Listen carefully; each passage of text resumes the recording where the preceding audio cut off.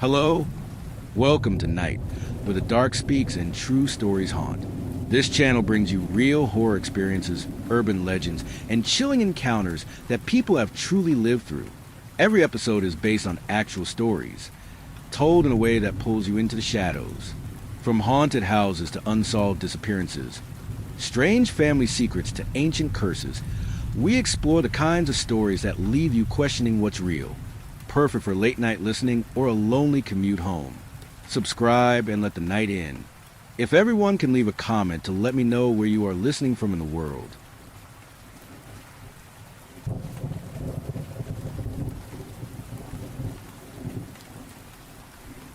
Story. I keep getting voicemails from my daughter. She died in 2009. When my daughter Emma died in 2009, I thought the worst pain was over. I was wrong. She was only 10. Hit by a drunk driver while riding her bike in front of our house. I don't need to describe the hell that followed. If you've lost a child, you already know it. If you haven't, thank whatever God you believe in. The first voicemail came on what would have been her 24th birthday. It was 3:16 a.m. when my phone buzzed. I was already awake. Insomnia has been my shadow since we buried her. I recognized the number instantly. It was hers. We kept her phone plan going for a while after her death, just to hear her voice on the voicemail. Eventually we canceled it, or I thought we did. The message was only a few seconds long. Dad? Then static. I sat up in bed, phone shaking in my hand. I played it again. Same thing, same voice.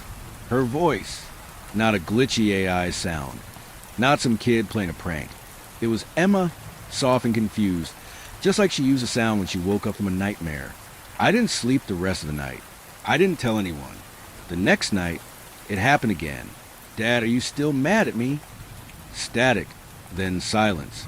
I stopped checking the messages for a few days, thinking if I didn't listen, it would stop. It didn't. They came every night at 3:16 a.m. exactly. Always from her old number. Always her voice. I finally gave in and listened to all of them. Some were whispers I couldn't make out. Some were just sobbing. One night, she said, "I'm cold. It's so dark here."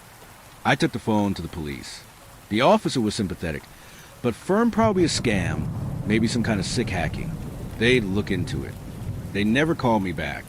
I contacted the phone company. Her number had been reassigned to a teenager in Wisconsin. I spoke to his mother. She said he hadn't used the phone in months. He'd lost it. Around the same time the voicemail started. My therapist told me it was grief, unresolved trauma, that my brain was playing tricks on me. But here's the thing. Emma said something in her last voicemail that shattered any doubt. It was June 3rd, the anniversary of her death. The message was longer this time. "Dad, I saw you by the bike." I tried to yell. I waved. You looked right through me. Then a pause. Then, "Why did you pretend you didn't see me?" I hadn't told anyone I visited the exact spot that day. Not my sister, not my ex-wife. No one. I did think I saw something. A flicker in the corner of my eye. A small figure in a blue jacket. The same one she was wearing that day. But when I turned, nothing was there. I told myself it was my imagination. Then came the final message. 2 nights ago. It was different. Louder. More alive. "Daddy, I'm not supposed to talk to you anymore." He was getting mad. Static crackled like fire. Then I heard a new voice, not Emma's. It was deep and slow and wrong. It said, "Stop looking. You'll see us soon enough." The line went dead. I smashed the phone. Yesterday, I got a new number. New provider. Burned the old SIM. Brand new phone. And still tonight, at exactly 3:16 a.m., the phone buzzed. One new voicemail. From Emma. It's been 4 nights since I posted. I've read every comment. Every message. Every warning. I didn't expect it to get so much attention. And honestly, I'm grateful, even to the ones who said I was lying or losing my mind. Part of me wishes they were right. That would be easier. I thought sharing this might help. I don't know, release it somehow, give it shape, make it stop. It didn't. The voicemails still come. Every single night. 3:16 a.m. Not a minute before, not a minute after. I used to bolt upright when it happened, hard in my throat, breath caught. Now I just lie there and wait for the buzz. Like a ritual. I don't listen anymore, not all the way through. I just let them pile up in my inbox, collecting like dust in a forgotten room. But last night, I couldn't ignore it. It started with Emma's voice again. Soft, wavering. The way she used the sound when she was trying to be brave, but needed me. "I'm scared, Daddy," she said. "He's getting closer. I can't hide here much longer." Then static sharp and sudden. It hurt my ears through the speaker. Then something I couldn't quite catch. A whisper, slurred or maybe layered over itself, like multiple voices saying the same thing out of sync. Then I heard it. A clicking, like fingernails tapping glass. A slow, deliberate rhythm. 1, 2, pause, 1, 2, 3. I didn't recognize the pattern, but it felt intentional, like something trying to signal or get my attention. Then it just stopped. Dead silence. I didn't sleep. Couldn't. I waited for dawn like it was a promise. This morning, I checked the house. Every window had scratches. Thin, fine marks, like something sharp had traced lines across the glass. Some of them were so high up, I needed a stepladder just to get a closer look. I live alone. I have no pets. No trees brushing the house. No explanation. And then, out front in the grass near the road, that road, I saw something caught on a low branch by the ditch where the accident happened. It was a piece of fabric. Blue, faded denim, torn in a pattern I knew too well. I ran inside and climbed into the attic, yanked the old sealed storage box down with shaking hands. Her jacket, the one she wore the day she died, was still inside. I keep it for the smell. The memory, it's zipped in a vacuum bag, untouched since the funeral. I opened it just to be sure. The tear in the shoulder matched exactly. But the one outside, it looked new, like it had just been ripped. No dirt, no weathering, no fading from sunlight, not even dew. Fresh, clean fabric.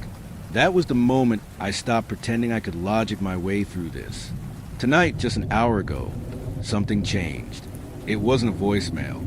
It was a text from her number. Just 2 words. Come outside. No punctuation. No context. Just that. I won't lie, I stood there with my phone in my hand for what felt like forever. My thumb hovered over the screen like I was going to reply. My heart wasn't racing. It wasn't panic. It was something worse, that warmth. That aching familiarity. It felt like her.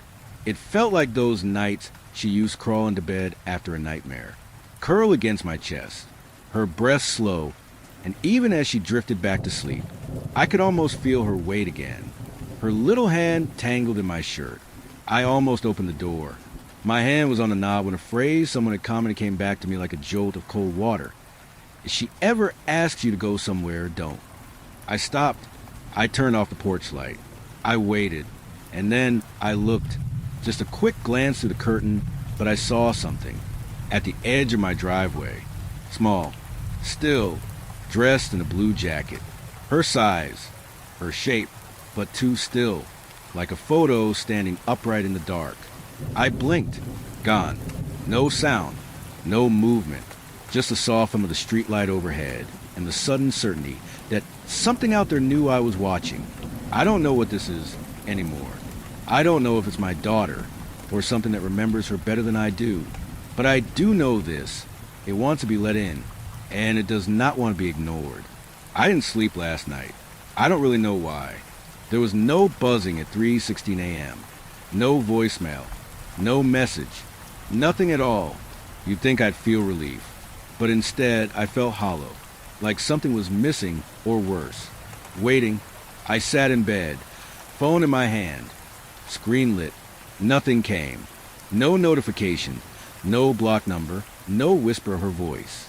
Just the glow of the lock screen and the steady tick of clock beside my bed. And yet, the dread didn't go away.